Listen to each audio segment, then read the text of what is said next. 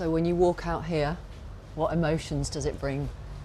Yeah, it's mad. It's mad. You know, we're walking out here, I've got hairs on the back of my neck. Listen, the welcome that you get is incredible. I didn't even have to kick a ball and they're shouting Dino, you know, so yeah. But yeah, I had some wonderful memories. Scored a lot of goals on here, and obviously in 2008 we got promoted to the Premier League. Local boy playing for your local club, and you score the winner in the playoff final that gets your club back into the Premier League, and people, of course, still talk to you, still shout at you about that when you're wandering around Hull. Yeah, it's crazy. Listen, wherever you go, you know, they talk about it.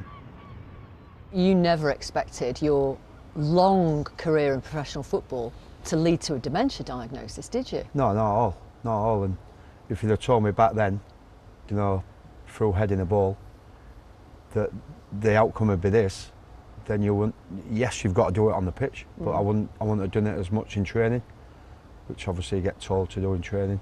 You know, you get drills to do, head tennis, crossing and finishing, as we call it. So yeah, if you'd have said to me 20 years down the line that you get this diagnosis, then you think twice. So yeah, no, I wouldn't have done it then. But there's nothing I can do about it now. Obviously, it was you, as Dean's good friend, who revealed his dementia diagnosis.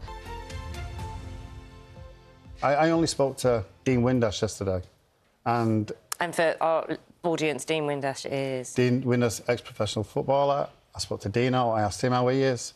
He's been diagnosed with stage 2 dementia, and he's the same age as me.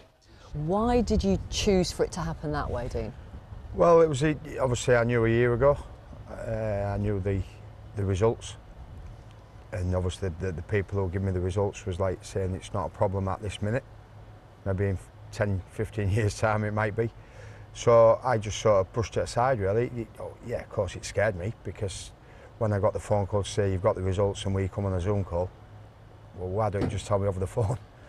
You know, that's what scared me more than anything else. And then they just obviously told me, and then I just didn't want to make a big issue out of it because my kids and my mum, and my brother and my family, you know. So I just thought, well, as long as I'm all right now, you know, then I'll be fine. And then David rang me and he says, look, I'm going to do an interview, can I mention your name? And it was a year down the line. He said, because it will help other people.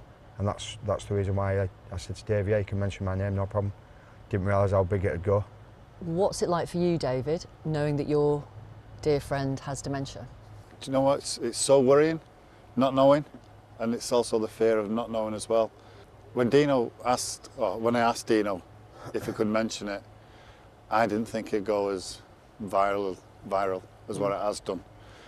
We're in a group, Football Families for Justice, and that's to try and get justice for the families that are being let down.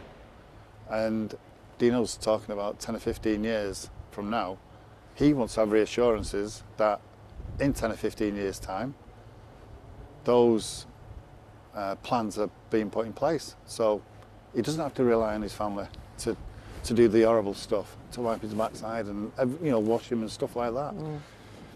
There'll be carers to help him. And what you're doing is trying to get the Players' Union, the PFA, to come up with the money for this. Absolutely. Is that fair? 100%, yeah. They'll go on about having this £1 million fund. This is the Football Brain Health Fund, they've called it. Yes, it is, yeah. But yet, when you speak to the families that we speak to in the group, and there's plenty of families in there, and there's probably over 100 ex-players in there as well, who are all concerned. The PFA say they've set up this fund. They've also funded the research, the first in-depth research that looked at 8,000 former professional players. And they say they're committed to supporting players. And yes, they had £1 million in this fund. Now they've got £2 million in this fund. Do you not accept that? No. Why not? No, because nobody's getting the benefits out of it. Nobody's getting the benefits. And to be clear about what you want the PFA to fund the care for ex-pro players who have dementia and have caring needs. Absolutely, right. 100%. But when you think of how much money the PFA have and how much funding they get, surely it's on their toes to look after the players. Well, you're as I understand it, you are the first of your generation of professional footballers to go public with your diagnosis. Yeah, I know, and I wouldn't put anybody on the spot. I know a few people who had been in the same situation as me in that scan machine, and their diagnosis came the same. But they haven't gone public. They have not gone public, no. Right. For me, at this present time, I feel okay. Yeah.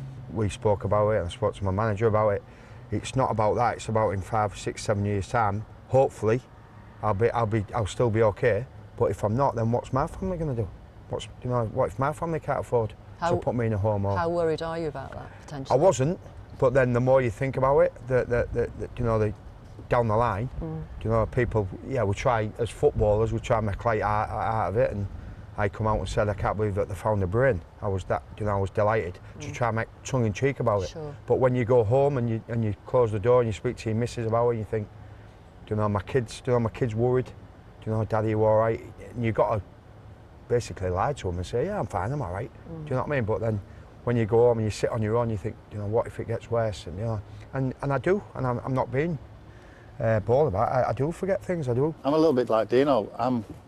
I'm absolutely worried. I don't want the test because I don't know. I don't want the results. I don't want to. You don't want to find out. But I want him to go in. I want him to do it. Do but he you? won't. Yeah, I want him to go in. Yeah, but he won't. But that's that's his own opinion, isn't it?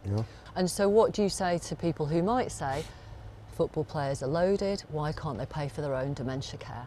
Probably about 1%, 2% of footballers are loaded.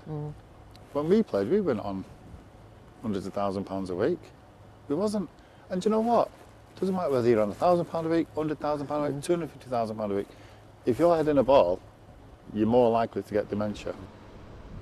You've been very open about your mental health in the past, and I wanted to ask if this diagnosis, or how you've coped with this diagnosis in terms of your mental health. I'm certainly aware of my mental health. I've got to look at myself in the mirror every day. The one thing you do is that you have wobbles, and I certainly do, and I have a cry every now and then. But when I got the results, it scared me, but I didn't want to let people know that it scared me. Why not? Because I don't want them to worry. Because at the minute, I'm all right. Can I ask about Josh and Jordan? I wonder if you worry about them at all, because they're in football. Yeah, because especially with Josh, being at Sheffield Wednesday, and obviously his teammates, supporters, going to ask, because everybody knows who I am, basically, unfortunately. They will be heading a ball. Yeah. Do you think about them in the future? Yeah. Bearing in mind what you know about yourself now? Yeah, because we just pass that knowledge and information on to say, look, Josh, Josh isn't really heading sort of, I know he scored a goal at Wembley with a header, and I was surprised that he headed it. But it's not like me and David May, we used to do it every day in training, every day on match days. Josh isn't that sort of player, but I always say now, just, try not to in training. And when you think about the future, what do you think about? Yeah, it scares me, obviously. It scares me because obviously when I got the diagnosis and they said you'd be okay now, but in maybe 10, 15 years' time, it might change. Then that's when you do start to worry.